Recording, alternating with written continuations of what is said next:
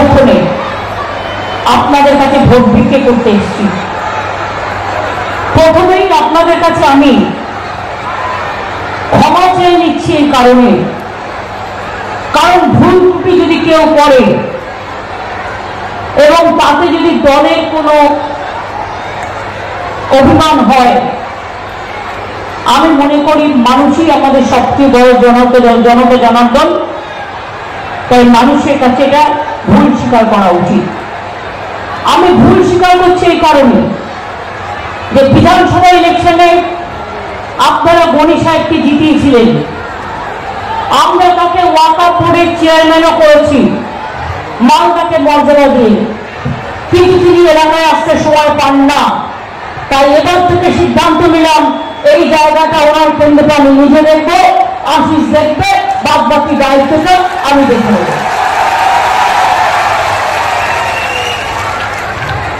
আমি সুজাপুর আজকে নয়, দীর্ঘদিন ধরে চিনি। যখন হুমায়ুন বাবু দাঁড়িয়েছিলেন, বাই ইলেকশন হয়েছিল, তখনও কিন্তু আমি এসেছিলাম, মিটিং করেছিলাম। আর আমার মনে আছে তখন আমাকে নিয়ে আসতো বন্ধুদি, বরকতদার পুত্র ছিল তার এক পরিচিত, তিনি মারা গেছেন, তার ছেলে এবং ভূমিকে গান করে, সৌমিত্র আমাদের সাথে আছে।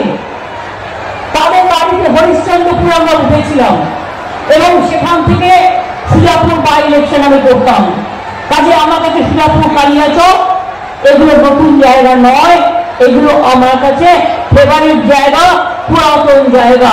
এবং আমি আপনাদের কথা দিচ্ছি এই জায়গাগুলো যাতে আগামী দিন আপনাদের কোনো প্রবলেম না হয়, আমি নিজে দায়িত্ব দিচ্ছি।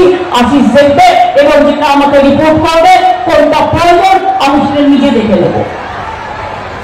আমি আপনাদের কাছে একটা কথা বলবো, মালদা জেলায় আমরা কোনোদিনও লোকসভা সিট পাইনি। আগের প্রথম আপনারা মালদা মুর্শিদাবাদ আমাদের বিধানসভায় ঢেলে দিয়েছিলেন, তাই কিন্তু বিজেপিকে আমরা রুখে দিয়েছিলাম, বিজেপি বাংলায় আসতে পারেনি। আর এইভাবে আপনাদের বলবো, আপনারাই করেন বিজেপির রথকে পুরো রুখে দিতে। পরিষ্কার করে আপনাদের বলি, বাংলায় কতগুলো কথা আমার বলা আছে, আপনারা কান দিয়ে শুনুন। এটা দরকার ভাবনার। কি ভাবনার দরকার? না তো যদি তৃণমূল না যেতে, তাহলে যদি এখানে বিজেপি যেতে আপনার ভোটে, কংগ্রেসকে ভোট দিয়ে ভোট কেটে, কংগ্রেস জিতবে না বাংলায়, মনে রাখবেন, অন্য জায়গায় জিতবে, যেখানে যেখানে আমাদেরও ক্ষমতা আছে, আমরাও সাহায্য করছি, কিন্তু বাংলায় নয়। বাংলায় আমাদের কোনো জোট নেই। বাংলায় তৃণমূল কংগ্রেস বিজেপিকে একা লড়ছে এবং একা লড়বে। বাংলায় কংগ্রেসের জোট হচ্ছে সিপিএম এর সাথে। আপনারা জানেন তো, বাংলায় সিপিএম এর জোট হচ্ছে কংগ্রেসের সাথে, ওরা সিট ভাগাভাগি করেছে। আপনারা কেউ চান মালদার মানুষ যে আমি সিপিএম এর কাছে আবার আত্মসমর্পণ করি? আমি কংগ্রেসের নেতৃবৃন্দকে বলেছিলাম, দুটো সিট তোমাদের দিয়ে দিচ্ছি, যদিও বিধানসভায় তোমাদের একটা সিটও নেই, তোমরা সিপিএম এর সাথে জোটটা করো না। কিন্তু ওরা কথা শোনেনি।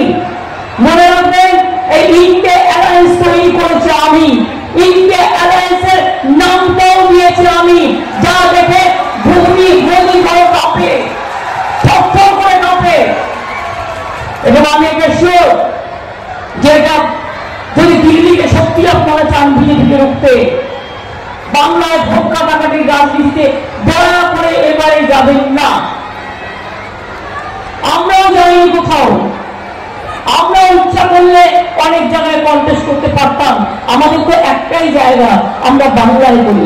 সেই বাংলা থেকে আমরা যদি বিজেপিকে রুখতে না পারি, সারা ভারতবর্ষ মনে রাখবেন, যখন সবাই ভয় পেয়ে তা উঠিয়ে পালাবে, তখন তৃণমূল কংগ্রেস একমাত্র দল নেতৃত্ব দিয়ে ক্ষমতায় নিয়ে আসবে ইন্ডিয়াকে। অন্য কোনো দল নয়, অন্য কোনো দল নয়, অন্য কোনো দল নয়। আর বাংলা করে না, বাংলা নিজের জাতি ছিনিয়ে আনবে।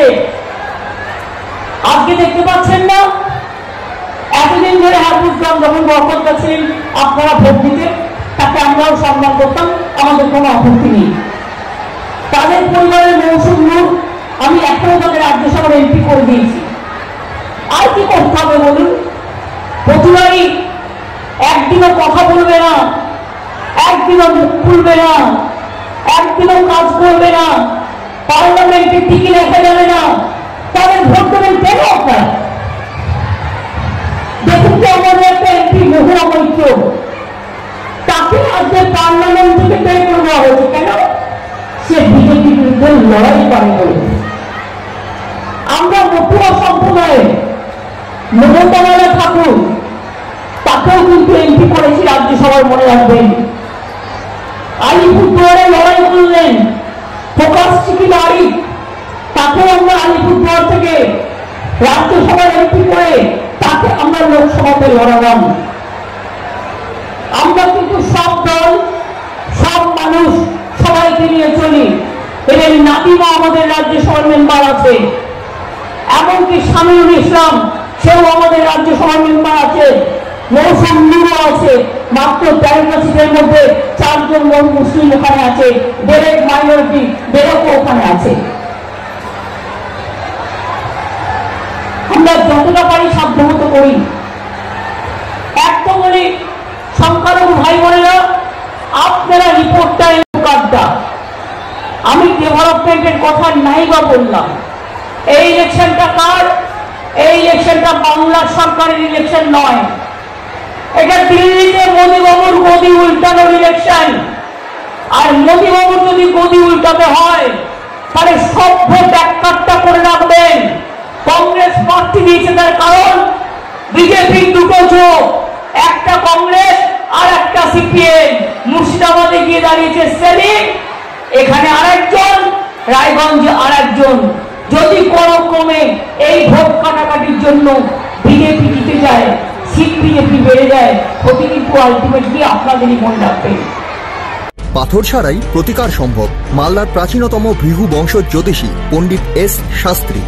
দাম্পত্য সমস্যা, বিবাহে বাধা, ব্যবসায় অবনতি, পরীক্ষায় অকৃতকার্যতা, ভাগ্য গণনা, গোষ্ঠী বিচার, ঠিকুচি গোষ্ঠী এবং মৃত্যু ছাড়া সকল সমস্যার সমাধানের জন্য যোগাযোগ করুন জগদম্বা জ্যোতিষ কেন্দ্র, বিবেকানন্দ স্কুলের পাশে, মালদা।